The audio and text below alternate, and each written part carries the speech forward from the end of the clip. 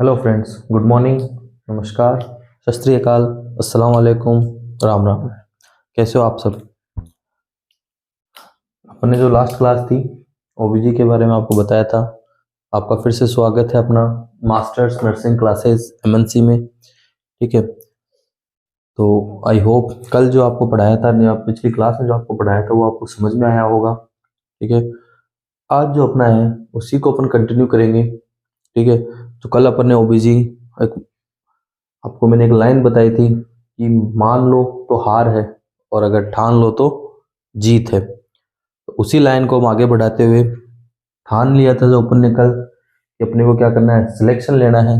और उस सिलेक्शन लेने की जर्नी है अपना नेक्स्ट स्टेप जो आज चालू हो रहा है, नई अपनी क्लास जो अपन ने कल स्टार्ट की थी उसी का सक्सेसर है। आज अपन वापस से स्टार्ट कर रहे हैं अपना ओबीजी ओबीजी ऑब्स्टेटिक्स एंड गायनेकोलॉजी।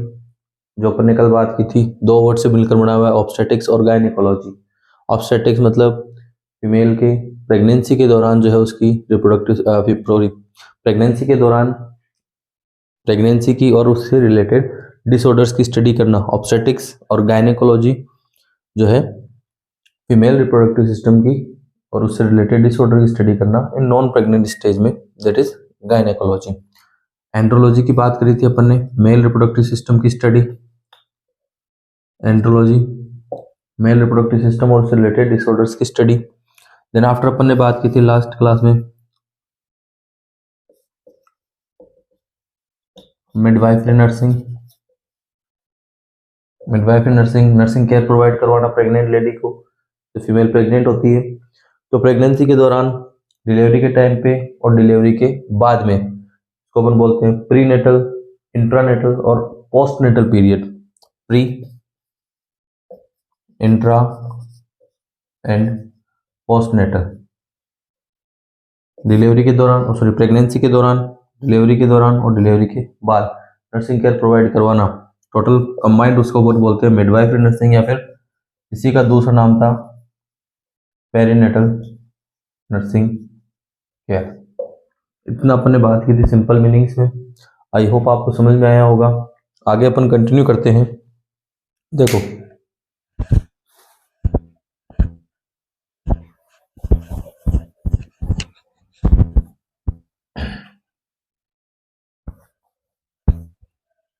जो अपन ने तीन बातें करी थी पेरीनेटल पीरियड की, पेरीनेटल पीरियड या पेरीनेट पीरियड के दौरान जो अपन केयर प्रोवाइड करवाते हैं, इसमें अपन ने तीन जो है टाइम पीरियड्स बनाए थे। यहाँ पे तीन टाइम पीरियड्स का मतलब था एंटेनेटल, इंटेनेटल, इंट्रानेटल एंड पोस्टनेटल। ठीक है, देखो इंट्रानेटल इसी को आप बोलते हो प्रीनेटल। पेरी से कंबाइंड पूरा, पेरी पूरा में आ जाएगा। ठीक है, पेरी पूरा और प्री का मतलब पहले, मतलब डिलीवरी से पहले। आप बोल सकते हो प्रेगनेंसी के दौरान का जो पीरियड है वो पेरीनेटल पीरियड या फिर एंटेनेटल पीरियड। क्लियर? चलो, अब देखो, अगर आपसे पूछा जाए कि क्या चीज होती है पेरीनेटल पीरियड, तो मतलब during pregnancy, during pregnancy, pregnancy के दौरान। प्रेगनेंसी कितने दिन की होती है सबको पता है। प्रेगनेंसी का ड्यूरेशन कितना होता है? 9 मंथ्स। कितना होता है? 9 मंथ्स, सबको पता है। ठीक है, प्रेगनेंसी का जो टाइम ड्यूरेशन होता है वो कितना होता है? 9 मंथ। अगर उसी की जगह आपसे पूछ लिया जाए कितने वीक का होता है, आप बोल सकते हो उसको 40 वीक्स। कितने वीक होता है? 40 वीक। 9 मंथ्स भी सही है और 40 वीक्स भी सही है। अगर आपसे पूछ लिया जाए कि दिन में कितना होता है, दिन में बताओ, तो 280 डेज। कितना हो गया? 280 डेज। दिन में बोले तो 280 दिन। महीनों में 9 मंथ, वीक्स में 40 वीक्स और डेज में बोले तो 280 डेज। बोला जा सकता है 10 ल्यूनर मंथ्स। ये भी सही है, 10 ल्यूनर मंथ्स। तो प्रेगनेंसी का जो ड्यूरेशन होता है कितना टाइम का होता है? 9 मंथ्स बोल दो, 10 ल्यूनर मंथ्स बोल दो, 40 वीक्स बोल दो, या फिर 280 डेज बोल दो। ठीक है, चारों चीजें सही है, कोई सा भी गलत नहीं है, चारों चीजें सही है। अब बात ही आती है, चारों सही है तो अपने नर्सिंग में जो क्वेश्चन आते हैं वो प्रायोरिटी पे आते हैं। किस पे आते हैं? प्रायोरिटी पे। अगर मान लो कि कोई क्वेश्चन आ गया कि ड्यूरेशन ऑफ प्रेगनेंसी, और उसके आगे क्वेश्चन मार्क लगा दिया ड्यूरेशन ऑफ प्रेगनेंसी कितना होता है, पहला ऑप्शन ए, बी, सी और डी, ये चारों ही ऑप्शन आ गए, तो कौन सा बताएंगे अपन? ठीक है, प्रेगनेंसी का जो ड्यूरेशन है वो चारों सही है और चारों ही ऑप्शन में आ गए। अब आप कौन सा सही करोगे? अब वहां पे प्रायोरिटी डिसाइड की जाएगी। प्रायोरिटी डिसाइड करेंगे, प्रायोरिटी डिसाइड में सबसे ज्यादा प्रायोरिटी किसको दोगे आप? कौन सा होना चाहिए? क्योंकि यहाँ पे 10 ल्यूनर मंथ्स भी सही है, 9 मंथ्स भी सही है, 40 वीक्स भी सही है और 280 डेज भी सही है, चारों क्वेश्चन सही है। ठीक है, तो कौन सा बताएंगे? वो सिस्टम हो गया कि चार मिठाई अलग अलग तरीके की पड़ी है, चारों अच्छी लगती है लेकिन खाए कौन सी, उस तरीके से हो गया। तो कौन से खाओगे यहाँ पे, कौन सा आंसर दोगे? देखो सबसे जो टॉप प्रायोरिटी आती है वो आती है 280 डेज की, तो आपको फर्स्ट चॉइस जो होना चाहिए वो 280 डेज होना चाहिए। कितना होना चाहिए? 280 डेज। सेकंड प्रायोरिटी पे आपका 40 वीक्स आना चाहिए, थर्ड प्रायोरिटी पे आपका 9 मंथ्स और फोर्थ पे आपका 10 ल्यूनर मंथ्स आता है। ठीक है, तो आंसर कौन सा हो जाएगा यहाँ पे? 280 डेज हमारा यहाँ पे सही आंसर होगा, राइट आंसर होगा। ठीक है, तो duration of pregnancy, duration of pregnancy कितना होता है? 280 डेज। उससे कम प्रायोरिटी बोले तो 40 वीक्स, 9 मंथ्स और 10 ल्यूनर मंथ्स। मंथ का नाम भी सबने सुना है, 40 वीक्स का नाम भी सबने सुना है और डेज का नाम भी सबने सुना है। कुछ बच्चे ऐसे होंगे जिन्होंने क्या नहीं सुना होगा? ल्यूनर मंथ्स का नाम नहीं सुना होगा। ल्यूनर मंथ्स क्या होता है? ये जो ल्यूनर मंथ्स है, एक ल्यूनर मंथ जो होता है, एक ल्यूनर मंथ ये होता है 4 वीक के बराबर। एक ल्यूनर मंथ क्या होता है? 4 वीक्स के बराबर होता है। ठीक है, तो कितने वीक होते हैं टोटल? 40 वीक्स होते हैं, तो ये भी कितने हो जाएंगे? 10 ल्यूनर मंथ्स। ठीक है, ये हो गया अपना ड्यूरेशन ऑफ प्रेगनेंसी की। फीमेल में जो प्रेगनेंसी का जो ड्यूरेशन होता है ह्यूमंस में, वो कितने ड्यूरेशन का होता है? 280 डेज का, 40 वीक्स का, 9 मंथ्स का और 10 ल्यूनर मंथ्स का। इस तरीके से जो है अपन क्वेश्चन को सोल्व करेंगे। तो हमेशा जब भी क्वेश्चन आप क्वेश्चन जब भी आप करो तो उसकी प्रायोरिटी देखनी होती है। कई बार होते हैं कि दो ऑप्शन या 3 ऑप्शन या 4 ऑप्शन सही होते हैं। ठीक है, तो वहां पे अपने को क्या करना होता है? प्रायोरिटी देखनी होती है कि कौन सी प्रायोरिटी जो है वो अपनी सही होगी। ठीक है, तो ये क्लियर है सबको? चलो आगे चलते हैं अपन।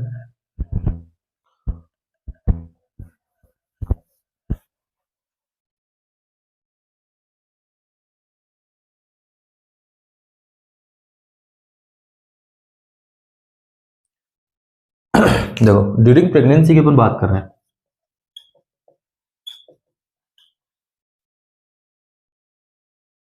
ड्यूरिंग प्रेगनेंसी कौन सा पीरियड चल रहा है यहाँ पे?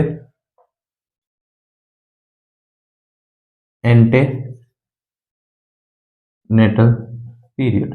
कौन सा पीरियड चल रहा है? एंटीनेटल पीरियड चल रहा है ये। तो एंटीनेटल जो पीरियड चल रहा है, तो यहाँ पे फीमेल को क्या करना होता है? कहाँ जाती है वो? डॉक्टर के पास जाती है। कहाँ जाती है?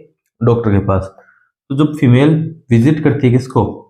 डॉक्टर को या हॉस्पिटल को। हॉस्पिटल क्या करती है? वहां पे वो विजिट करती है, डॉक्टर के पास जाती है दिखाने के लिए। ठीक है, चेकअप वगैरह करवाने के लिए। तो ये जो हॉस्पिटल जाती है फीमेल, तो उन विजिट्स को, उन हॉस्पिटल जाने की जो ये इवेंट्स हैं, उनको अपन बोलते हैं एंटीनेटल विजिट्स। क्या बोलते हैं? Antenatal visit. शॉर्ट में बोले तो ANC, antenatal visit. Female pregnancy के दौरान डॉक्टर को दिखाने, चेकअप के लिए जाती है हॉस्पिटल में या क्लिनिक पे। ठीक है, तो उन विजिट्स को क्या बोलते हैं? एंटीनेटल विजिट बोलते हैं। क्या बोलते हैं? एंटीनेटल विजिट बोलते हैं। और ये एंटीनेटल विजिट जो होती है बहुत जरूरी होती है फीमेल की हेल्थ के लिए और ओवरऑल बच्चे के हेल्थ के लिए भी जरूरी होती है। बच्चे के ग्रोथ और डेवलपमेंट के लिए, फीमेल में कोई एनीमिया तो नहीं है, बच्चे में कोई ब्रेथ डिफेक्ट तो नहीं आ रहा है। ठीक है, बाकी सारी चीजें जो है वहाँ पे फीमेल का वेट चेक करना, फीमेल की जो है जो सिम्टम्स आते हैं प्रेगनेंसी रिलेटेड, उनको चेक करना, वो सारी चीज़ जो होती है किसमें होती है, एंटीनेटल विजिट्स में होती है। ठीक है, क्योंकि कोई भी एबनॉर्मलिटी होती है तो डॉक्टर क्या करेगा, वो टाइम टू टाइम डॉक्टर के पास जाती रहेगी। ठीक है, तो डॉक्टर क्या होगा, उससे अर्ली आइडेंटिफिकेशन हो जाएगा अगर कोई भी वहाँ पे प्रॉब्लम वगैरह होगी तो। ठीक है, तो क्या करती है फीमेल, एंटीनेटल विजिट्स करती है। फिर दूसरी बात ये आती है कि एंटीनेटल विजिट्स होते हैं वो कितनी बार करना होता है। ठीक है, कितनी बार जाना होता है, ऐसे थोड़ी कि अपनी मर्जी कभी भी चले गए, कितनी बार जाना, एक क्राइटेरिया बनाया होता है कि एंटीनेटल विजिट्स जो होती है वो कितनी होती है। बताया जाता है 13 विजिट्स, 13 विजिट या 13 एएनसी करी जाती है फीमेल के द्वारा। 13 एएनसी, 13 एंटीनेटल विजिट, 13 बार। टोटल प्रेगनेंसी का जो 9 मंथ का ड्यूरेशन है उसमें फीमेल जो है वो 13 टाइम्स जो है वो डॉक्टर के यहाँ पे विजिट करती है। तो 13 एंटीनेटल विजिट करी जाती है। देखो 13 ANC short form, standard short form है एएनसी, एंटीनेटल विजिट के लिए। तो देखो 13 एंटीनेटल विजिट कब कब करी जाएगी, जो फर्स्ट 7 मंथ्स है, स्टार्टिंग के जो 7 महीने हैं प्रेगनेंसी के, उस दौरान एवरी मंथ, स्टार्टिंग के जो 7 महीने हैं तब हर महीने वो कितनी बार जाएगी, एक बार। फिर 8th मंथ में 7 महीने हो गए, 8वां महीना स्टार्ट हुआ, 8वें महीने में 15 दिन पे जाएगी, 8वें महीने में हर 15 दिन, मतलब 2 बार। और जो लास्ट मंथ है 9 मंथ है, उसमें वो एवरी वीक, एवरी वीक।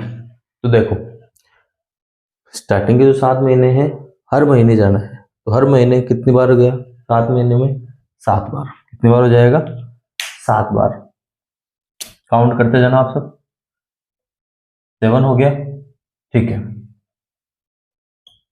दूसरा 8वें महीने में हो गई 15 दिन में 2 बार, मतलब 15 दिन से 2 बार, तो कितना हो गया, 8वें महीने में मतलब होगी उसकी 2 बार विजिट। तो 7 मंथ में स्टार्टिंग में 7 बार हो जाती है, 8वें महीने में 2 बार हो जाती है, और 9 मंथ में हर वीक मतलब 4, एक महीने में 4 वीक होते हैं एटलीस्ट, तो 4 बार विजिट हो जाएगी। तो टोटल कितने हो गए, 7 और 2 9 4 13, तो 13 एएनसी विजिट करी जाती है।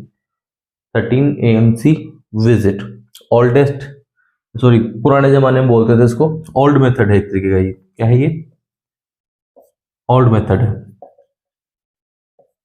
पहले नॉर्मली ये फॉलो किया जाता था 13 एंटीनेटल विजिट। क्लियर, ये तो हो गया नॉर्मल सिंपल। उसके बाद में WHO ने बताया कि कोई मान लो इतनी नहीं कर पाता है, कि 13 एंटीनेटल विजिट नहीं कर पाता, नहीं किसी के पास टाइम है, इतने रिसोर्सेज नहीं है, ठीक है, हॉस्पिटल दूर है, या वहाँ पे जैसे बहुत सारे में अपने इंडिया में भी जैसे जो बैकवर्ड एरियाज है वहाँ पे हॉस्पिटल नहीं पहुँच पाते लोग, ठीक है, उन जगहों पे, ठीक है, जहाँ पे पॉसिबिलिटी कम है, हेल्थ इंफ्रास्ट्रक्चर इतना डेवलप नहीं होता है, ठीक है, जाने आने में कोई दिक्कत है, या कोई भी फैमिली बैकग्राउंड की दिक्कत कुछ भी हो, तो मान लो कैसे भी हो कि फीमेल वहां तक 13 एंटीनेटल विजिट पूरी नहीं कर पाती है। जब 13 एंटीनेटल विजिट नहीं कर पाती है तो WHO ने बोला कि कोई बात नहीं, 13 नहीं कर पा रहे, कम से कम 4 तो करो। ठीक है, कम से कम कितनी करो, 4 एंटीनेटल विजिट तो होनी ही चाहिए। तो WHO ने बोला 4 ANC, इसके अकॉर्डिंग है ये, according to WHO world health organization के अकॉर्डिंग उन्होंने बोला कि कम से कम एटलीस्ट आपको कितनी करनी चाहिए, 4 एंटीनेटल विजिट करनी चाहिए। अब 4 एंटीनेटल विजिट में देखो कब कब करनी है। First antenatal visit, first ANC ये होती है आपकी 16 वीक पे। सेकेंड विजिट ये होती है आपकी 24 टू 28 वीक्स के बीच में। थर्ड ANC ये होती है अपनी 32 वीक्स पे। और फोर्थ ANC जो होती है वो होती है 36 वीक पे। तो पहली बार फीमेल कब जाती है, 16 वीक पे। 16 वीक का मतलब कितना हो गया, एक वीक में 4 वीक, सॉरी एक महीने में 4 वीक होते हैं, तो मतलब 4 महीने पे। ठीक है, उसके बाद 24 से 28 वीक पे 32 वीक पे, और चौथी बार जाती है वो 36 वीक पे। तो फर्स्ट टाइम जाएगी 16 वीक पे, सेकंड टाइम 24 टू 28 वीक्स के बीच में, थर्ड टाइम 32 वीक्स पे, और फोर्थ टाइम 36 वीक पे। तो डब्ल्यूएचओ ने बोला कि कम से कम 4 एंटीनेटल विजिट तो होनी ही चाहिए।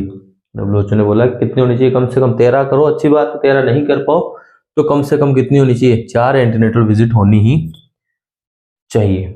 ठीक है, चलो उसके बाद अब जो लेटेस्ट गाइडलाइन है डब्ल्यूएचओ की, जो डब्ल्यूएचओ की लेटेस्ट गाइडलाइन है, तो डब्ल्यूएचओ ने लेटेस्ट गाइडलाइन के अकॉर्डिंग जो है एंटीनेटल विजिट्स को थोड़ा बढ़ा दिया, मतलब कितना कर दिया है, 8 कर दिया है।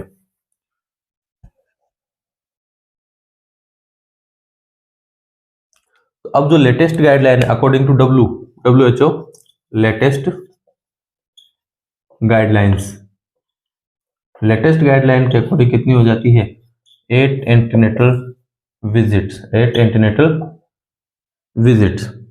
ठीक है, 8 एंटीनेटल विजिट डब्ल्यूएचओ के अकॉर्डिंग अब करनी जरूरी है। ठीक है, अब देखो डब्ल्यूएचओ ने बोला कि 8 एंटीनेटल विजिट कब करनी है। देखो फर्स्ट जो होती है, फर्स्ट एएनवी एंटीनेटल विजिट, ये होती है 12 वीक पे। ठीक है, सेकंड आ जाती है 20 वीक पे, थर्ड आ जाती है 26, 30, 34, 36, 38 और 40। First, second, third, fourth, fifth, 6, 7, 8। ठीक है, तो ये 8 एंटीनेटल विजिट होती है। जो सबसे पहले करी जाती है वो 12 वीक पे करनी है, फिर उसके बाद 20 वीक पे सेकंड करनी है, थर्ड जो है वो 26 वीक पे करनी है, 30 वीक पे फोर्थ करनी है, 34 वीक पे फिफ्थ, फिर 36 वीक पे सिक्स, और 38 पे 7, और 40 वीक पे 8th एंटीनेटल विजिट करनी होती है। तो डब्ल्यूएचओ की जो लेटेस्ट गाइडलाइन है उसके अकॉर्डिंग कितनी एंटीनेटल विजिट है, पहला केस तो ये बन जाता है कि according to latest guideline of WHO कितनी एंटीनेटल विजिट मिनिमम रिक्वायरमेंट होती है फीमेल को, तो 8 एंटीनेटल विजिट जो है वो जरूरी होती है। पहले कब करते हैं, 12 वीक पे, लास्ट कब करते हैं, 40 वीक पे। ठीक है, सीरीज में याद रखना पड़ेगा अपने को कि 8 एंटीनेटल विजिट्स होती है वो कब कब करी जाती है। क्लियर है, तो 3 तरीके से अपने एंटीनेटल विजिट बताई। जो सबसे सिंपल है और सबसे जो पुराना मेथड था उसके अकॉर्डिंग 13 एंटीनेटल विजिट होती है, जिसमें जो है पहले जो 7 मंथ होते हैं उसमें अपने हर 7 महीने पे, हर 1 महीने पे एक विजिट होती है, तो इस तरीके से 7 हो जाएगी। उसके बाद जो 8वां महीना स्टार्ट होता है उस टाइम पे 2 एंटीनेटल विजिट, मतलब हर 15 दिन पे, और जो 9वां महीना स्टार्ट होता है उसमें 4 एंटीनेटल विजिट, मतलब हर वीक पे जो है एंटीनेटल विजिट करके इस तरीके से जो 13 एंटीनेटल विजिट करी जाती है। उसके बाद में जो अपने डब्ल्यूएचओ ने बताया कि अगर 13 एंटीनेटल विजिट नहीं कर पा रहे हैं तो वहां पे कम से कम आप कितने करो, 4 एंटीनेटल विजिट करो। तो 4 एंटीनेटल विजिट डब्ल्यूएचओ के अकॉर्डिंग जो बताई गई थी उसमें सबसे पहले जो करी गई थी वो अपनी 16 वीक पे करी गई थी। ठीक है, उसके बाद में अपनी 24 से 28 वीक पे करी गई थी, उसके बाद 32 वीक पे, और उसके बाद 36 वीक पे जो है वो एंटीनेटल विजिट। इस तरीके से जो डब्ल्यूएचओ के अकॉर्डिंग 4 एंटीनेटल विजिट बताई गई थी, इस तरीके से इस सीरीज में वो करी जाती है। और उसके अलावा अगर आपसे पूछा जाए कि लेटेस्ट गाइडलाइन के अकॉर्डिंग डब्ल्यूएचओ ने कितनी एंटीनेटल विजिट बता रखी है, तो 8 एंटीनेटल विजिट लेटेस्ट गाइडलाइन के अकॉर्डिंग होती है। सबसे पहले 12 पे, फिर 20, 26, 30, 34, 36, 38 और 40 के हिसाब से सीक्वेंस में जो है एंटीनेटल विजिट करी जाती है। ठीक है, ये हो गई अपने एंटीनेटल विजिट कब कब करनी होती है, उसका एक शेड्यूल बन गया अपने पास। ठीक है, तो सिंपल है, थोड़ा सा आप पढ़ोगे 1-2 बार अपने आप आपके माइंड में आ जाएगी, याद हो जाएंगे। इंपॉर्टेंट चीज है, एग्जाम में आती है। ठीक है, एएनवी एंटीनेटल विजिट्स, डब्ल्यूएचओ का मतलब आपको पता ही है, वर्ल्ड हेल्थ ऑर्गेनाइजेशन। हेडक्वार्टर कहाँ है इसका, स्विट्जरलैंड, जेनेवा में। ठीक है, जेनेवा एक जगह है स्विट्जरलैंड में, वहां पे है। ठीक है, चलो अब देखो एक क्वेश्चन और पूछा जाता है इसमें कि एक वर्ड आता है बुकिंग विजिट। क्या आता है,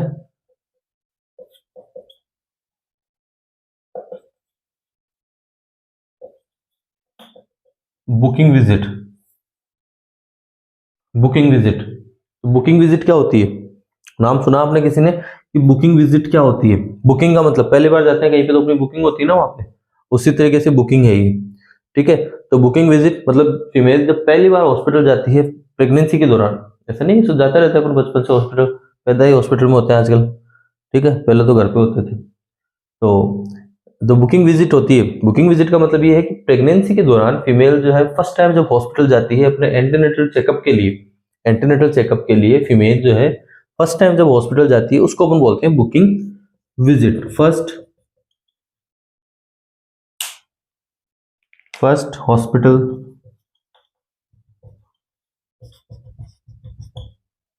विजिट ड्यूरिंग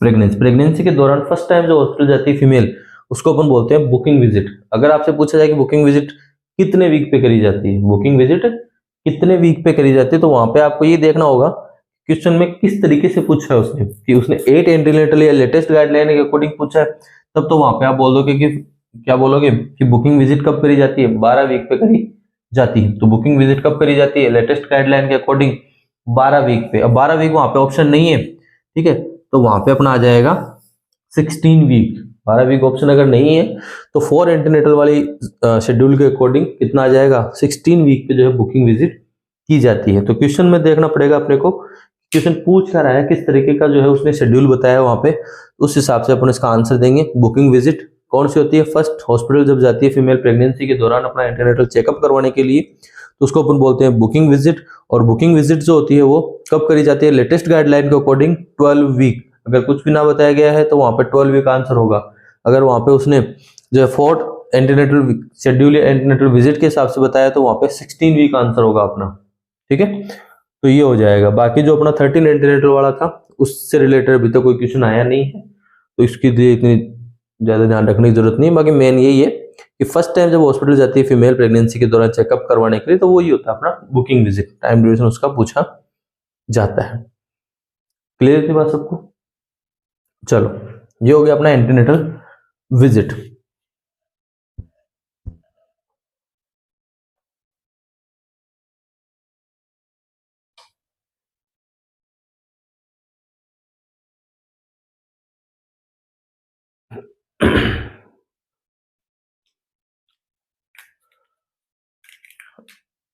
उसके अलावा अब देखो आगे जो अपन देखते हैं, ये कुछ बेसिक चीजें हो गई।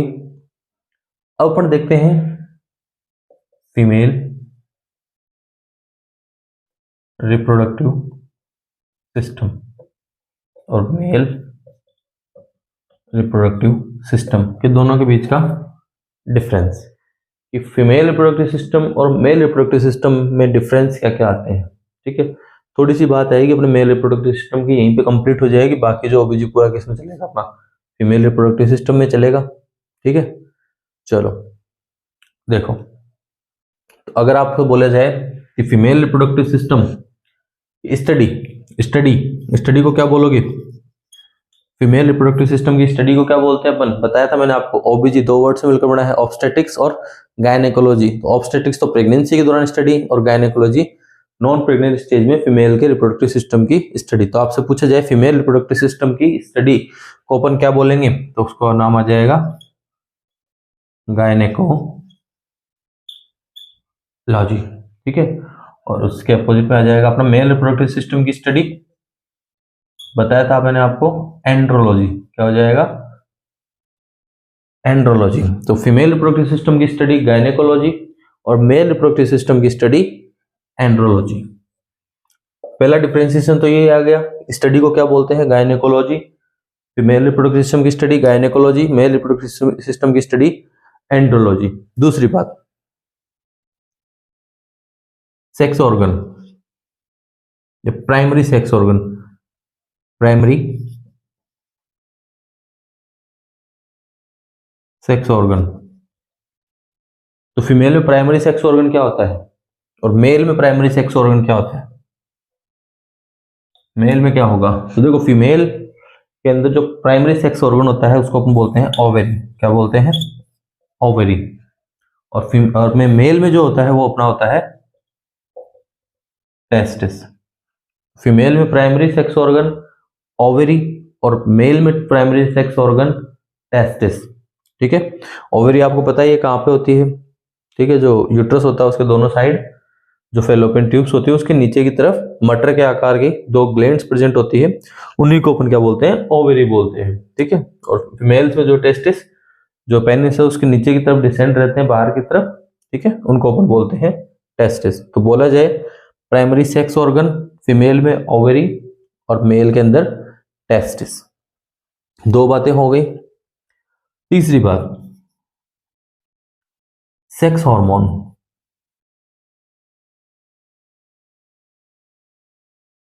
सेक्स हार्मोन, फीमेल में जो सेक्स हार्मोन होता है वो होता है एस्ट्रोजन। कौन सा होता है?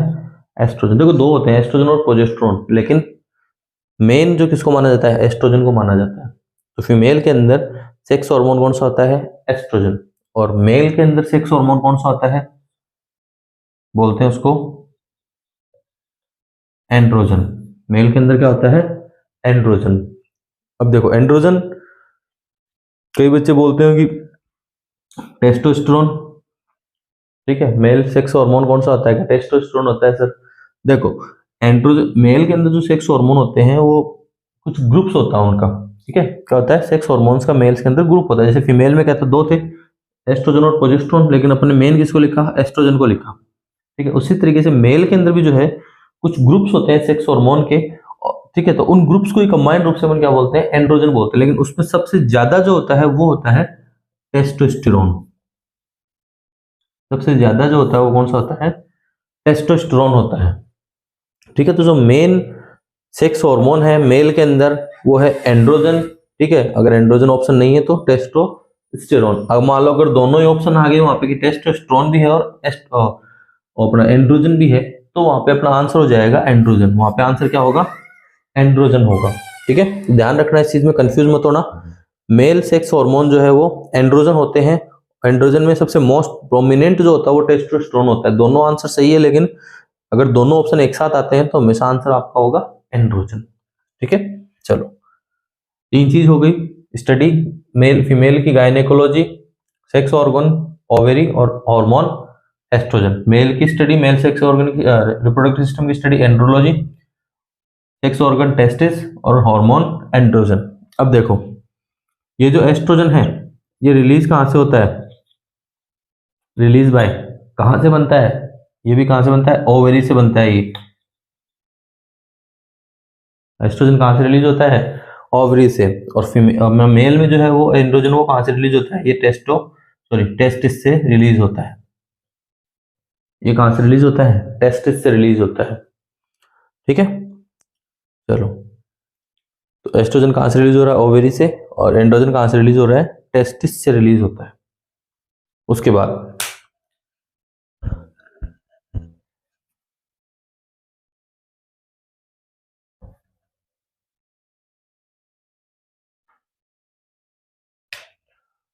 देखो फिर आते हैं फीमेल गेमेट। फीमेल गेमेट क्या होता है? फीमेल गेमेट में, फीमेल गेमेट होता है अपना ओवम। क्या होता है? ओवम। फीमेल गेमेट क्या होता है? ओवम। और अगर मेल गेमेट पूछा जाए तो ये हो जाता है अपना स्पर्म। तो फीमेल गेमेट ओवम और मेल गेमेट स्पर्म।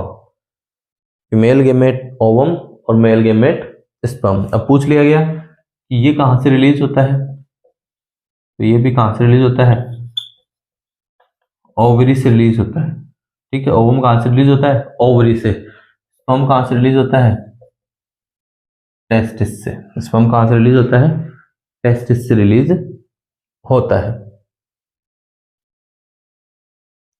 ठीक है। तो female gamete ovum release by ovary और male gamete sperm release by testis. Clear इतना?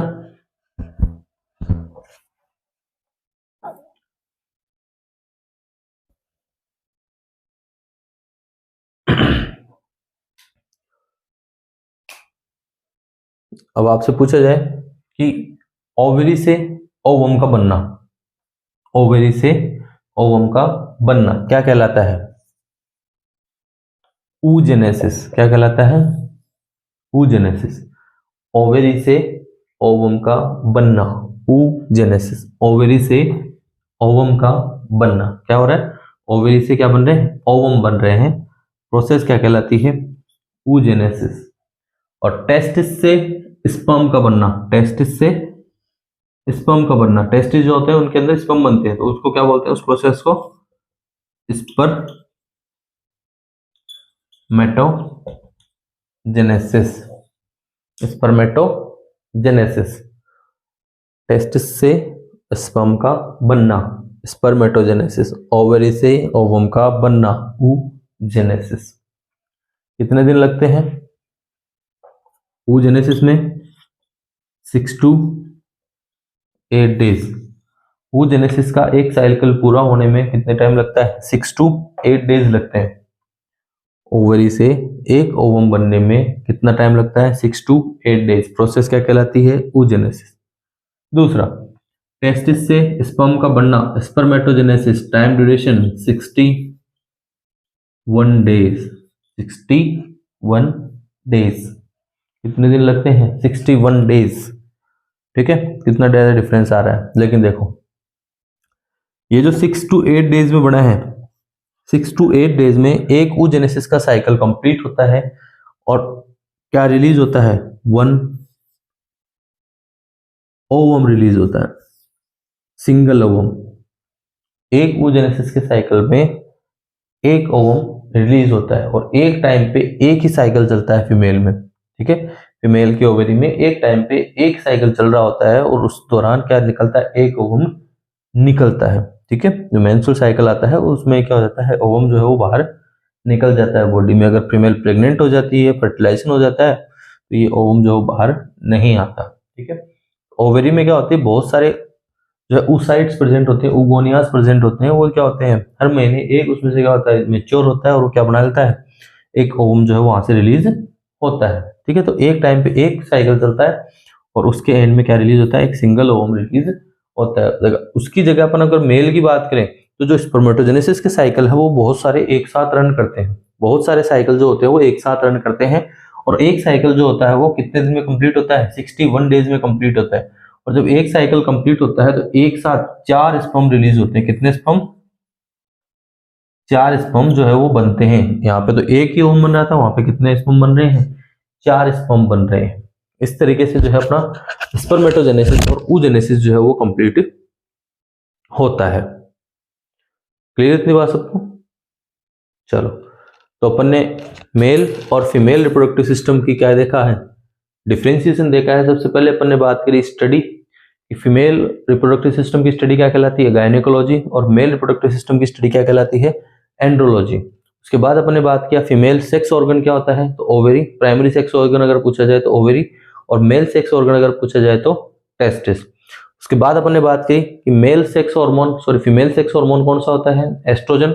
और मेल सेक्स हार्मोन कौन सा होता है? एंड्रोजन, जिसको अपन टेस्टोस्टेरोन भी वहां पे अपन बोल सकते हैं। दोनों सही है, लेकिन अगर ज्यादा एक्यूरेट देखा जाए तो एंड्रोजन अपना आंसर सही होता है। उसके बाद अपन ने बात किया कि हार्मोन हो गए, गेमेट्स, फीमेल गेमेट ओवम और male gamete sperm, female gamete ovum और मेल गेमेट स्पर्म। ओवम बनता है ओवरी से और स्पर्म बनता है टेस्टिस से। ओवम का बनना oogenesis कहलाता है, स्पर्म का बनना स्पर्मेटोजेनेसिस कहलाता है। ओवम बनता है 6 से 8 दिन में और स्पर्म बनता है 61 डेज में। ठीक है, और एक oogenesis में एक ओवम बनता है सिंगल ओवम और एक स्पर्मेटोजेनेसिस में 4 एक साथ स्पर्म बनते हैं। इस तरीके से जो है ये अपना डिफरेंशिएशन हो जाता है मेल और फीमेल रिप्रोडक्टिव सिस्टम का। तो ये आज की अपनी क्लास बहुत है। ठीक है, बाकी जो है अपन नेक्स्ट क्लास में देखते हैं। तो आप जो है कंटिन्यू बने रहे हमारे साथ। आई होप आज आपको समझ में आया होगा।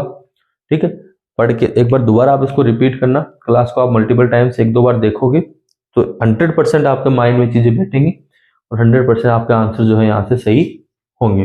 ठीक है, तो वही लाइन जो अपन ने स्टार्टिंग में बोले थे उसी के साथ समाप्त करूंगा कि अगर मान लिया तो हार और अगर ठान लिया तो जीत। तो ठान के ही अपने को क्या करना है? पढ़ाई करनी है और अल्टीमेटली अपने को सिलेक्शन लेना है। चलो, गुड बाय, नमस्कार।